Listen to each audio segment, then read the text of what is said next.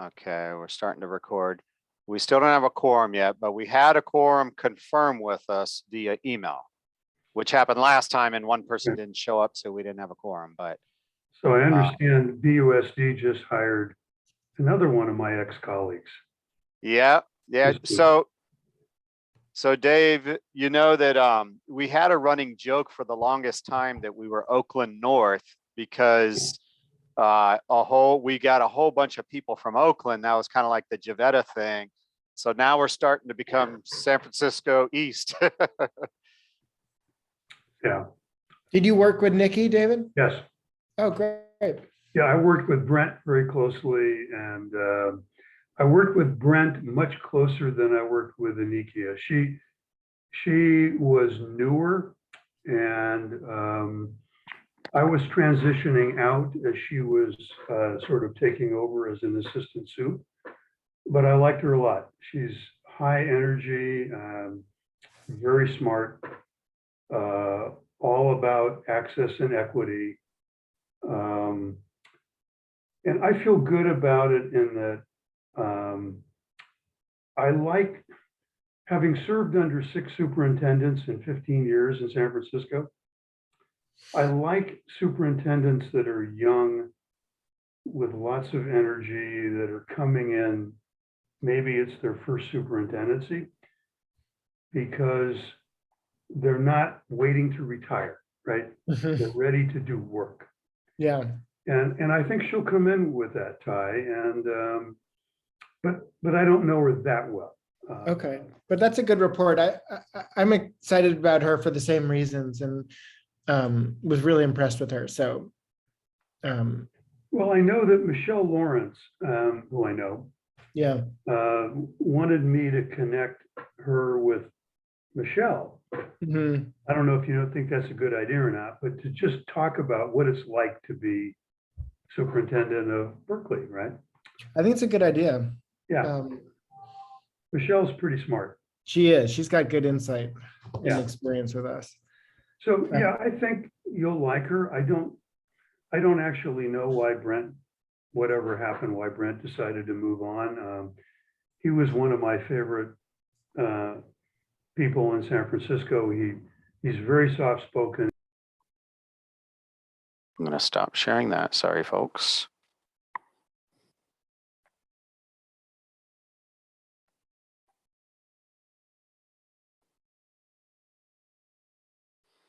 Yeah, Ken, we're waiting for Ken still.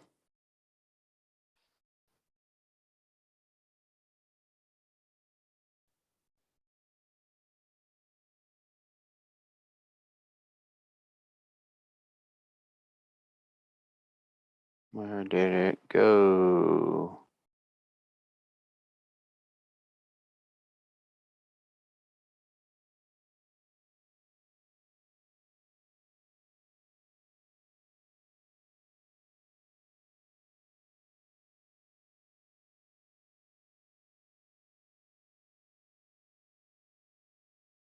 All right, I'm sorry guys. Let me, I thought I opened it up to my desktop, or saved it to my desktop. I'm not finding it there.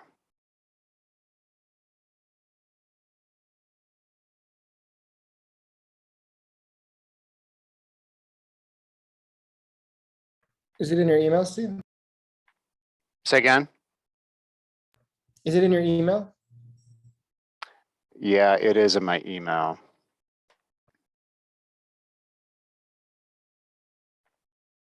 Yeah, it was emailed out. It's the agenda for today.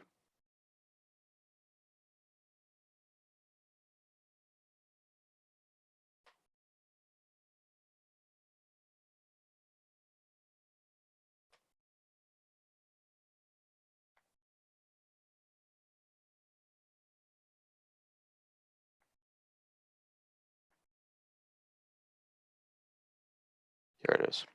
Okay. All right, here it is. Sorry, folks.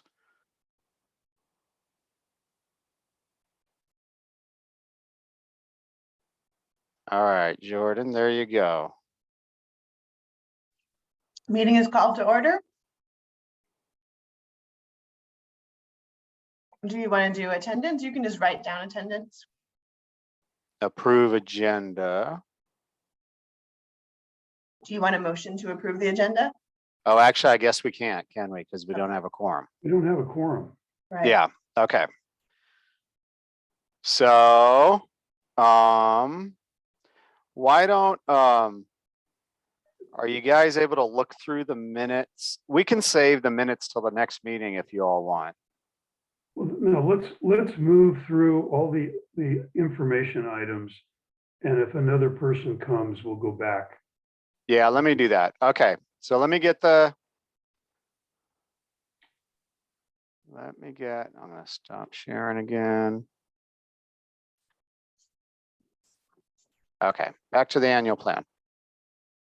Okay. So this is the 22-23 annual plan. It is going to go to the board on June 29th. This is all just informational stuff, kind of historical, showing all the dates that the previous annual plans, and this goes all the way back to the very first one when it was Measure BB. This is the 10th Measure H annual plan, but the third Measure H of 2020 annual plan.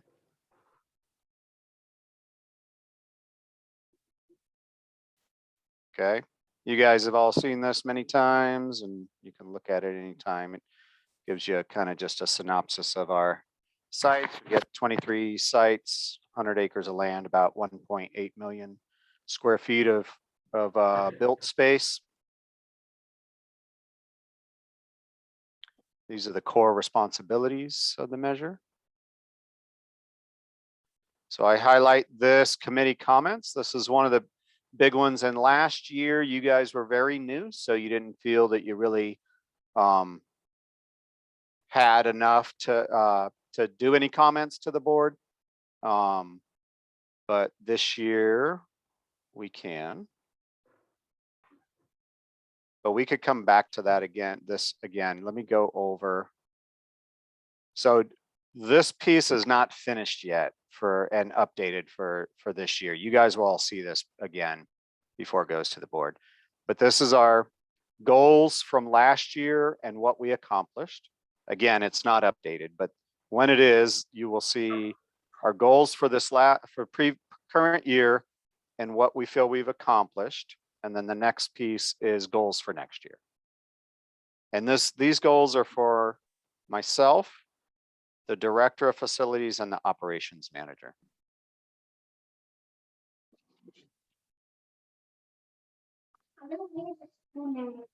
Okay, this is our staffing model.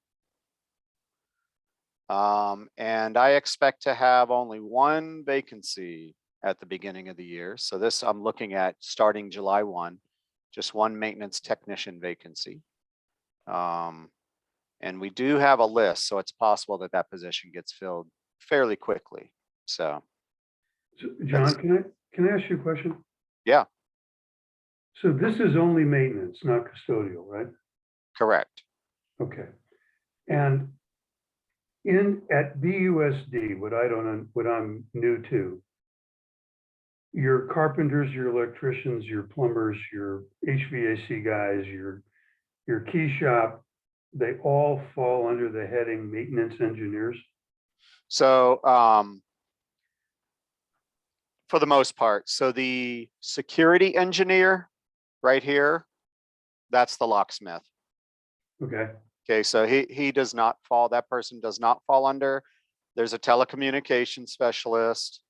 And then the network technician is actually, we only pay partial because he is part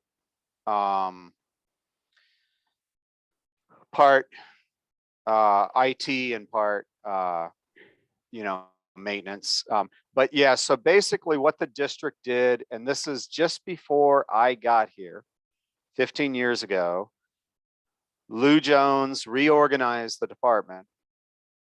And what he did was he created the maintenance engineer and maintenance technician position So that, and so the maintenance engineer job description lists all 5 trades.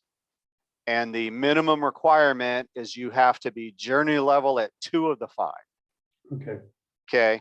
And so we get, but we can still train and have them work on any of the other 5. So that way you don't get, you don't get people saying that's not in my job description, you know. And then the maintenance technician is equivalent to an apprentice. So it's similar skill sets, lower level of skill, and they're pretty much the apprentices. And then a general maintenance worker is equivalent to a laborer. okay, good. I got it. Thank you. Okay. All right, so the estimated for staffing cost with benefits included this year for Measure H is $4,804,000. Maintenance supplies, we expect to spend 550. I have another question. Does that include gas? Yes, And it includes does- gas. Yeah, Does this factor in the new cost of gas in the last 3 months? yeah, you know, in the grand scheme of things, so I would say we typically so before all of this escalation in cost, we were spending 25,000 a year in gas, and now we're spending 30, closer to 30. We don't put a ton of miles, or you know, Berkeley is a Okay. fairly small town, and Okay, you know, we'll have a 20-year-old vehicle that has 45,000 miles on it, you know, but it's still it's pretty worn down because it carries a lot of load, but okay. we don't put a lot of miles, so I got it. So it's not a significant factor. I got it. it isn't. It isn't. Okay, All right. So for contracted services, we list all the ones that are over 25, just as a way to show you all where the big money's going: elevators, boilers, fire, life safety, all that kind of stuff. And then these ones are kind of maybe significant other ones that we deal with a lot, but they're smaller amounts. So we expect contracted services to be about 1.7 million this year. Now, one that we don't really list here that isn't traditional, this also includes the county and city charge us for their handling of the tax dollars that are collected. So that's about $150,000. So that falls under this expense as well, this 1.7 million. And then the rental cost of our copy machine and the audit expenses, those all go under this 1.7 million as well. Vehicles, we are hoping and praying that we will be able to buy vehicles this year. I was not able to buy any vehicles all this last year. I typically buy 2 a year just to keep our vehicle list fresh. So I added, so typically I have 95,000 in the budget for vehicles and equipment. This is heavier equipment as well. So I put 140 because we may need to buy 3 vehicles or buy some other equipment. Indirect cost rate is 5.42% this year, which is a little on the lower side actually. And that's just directly on what our budget is. So then here's, so income this year, the the COLA. So we've actually, with this new measure, the previous, so Measure BB and the previous Measure H, instead of the state COLA, went off of the local CPI. But for about 5 years in a row, the local CPI was quite a bit lower than the state COLA. So in 2020, when we went out, we decided to go off of no, I'm sorry, it's the other way around. Yeah, it's the other way around. Yeah. Yeah, the other way around. The state COLA had been lower than the local CPI for many years. So we decided to go off of the local. which aligns us with the BSEP, right? But it just so happens that the current year and next year, the state COLA has been much larger than the local. So we kind of got the short end of the stick there, but hopefully in the long run, it'll be in our favor. So the district is expecting to get now 6.5% is the newest, isn't it, Ty? For the COLA. And I'm getting, That's the current number, yeah. and we're getting our local CPI gives us 4.2. So, but anyway, that gives us a income of 7.644 million.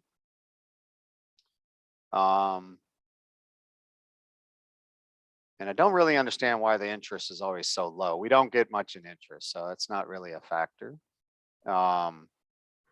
Salary and benefits. So we come up to 7,678,000. So we're in the negative by 32,000. Our beginning fund balance will be 655 minus the 32. So our projected ending fund balance this year will be 623. And I do, so as part of this, I don't have it on me now actually, but part of the annual plan is we'll do a 3-year budget. So current year and then the next 2. I actually maintain a 5-year. And the 5-year currently shows that fund balance is going up.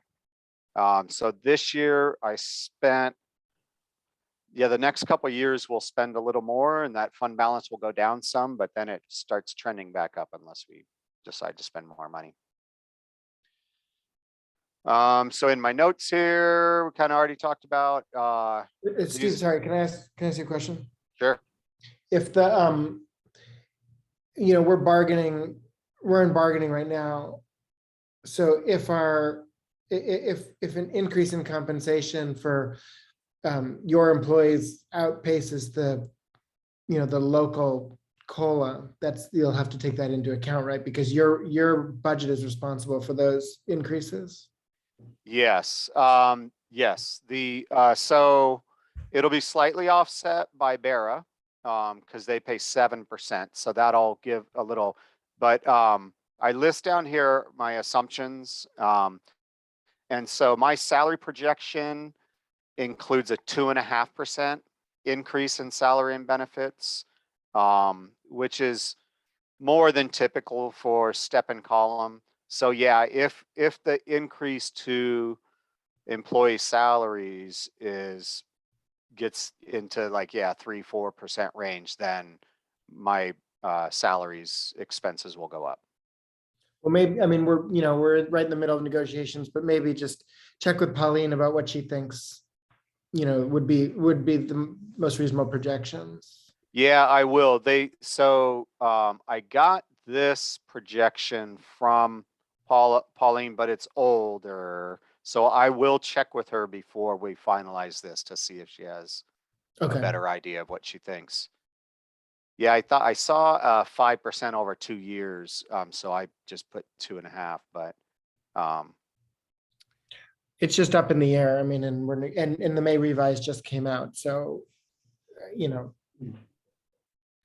it's not, we can't do it really, we obviously can't do it publicly, but it's just to keep in mind that if that number's higher than what you're projecting, then you'll have to adjust. Yeah, for sure. Yeah, I'm always in a funny position like that because as an employee and a union leader, if they get a good, but then as a manager of this department, I'm like, darn it. So, okay. And then we always list just at the very bottom, we call it support from other funds. So this is work that's being done, being paid for by other funds that are going to positively affect us. And so a couple of the big ones, a couple buildings are going to get painted this summer. The King M building is in really, really bad shape. And then the wood trim at John Muir, even though that's not that old. And then a project that I have been working closely with John on is OBF has a PG&E program called on-bill financing. And so basically PG&E, if you put together an energy project and you can show that it will pay itself off with the energy savings within 10 years, PG&E will pay for the project up front, and then you pay it back on your bill. So basically, if our bill is $1 million a year, we'll continue to pay $1 million a year until the loan's paid off, and then we get the savings. So we have a $6.9 million project that we're doing on that OBF, on bill financing with PG&E. And it's a great thing. It's required as well, and then giving us a bunch of energy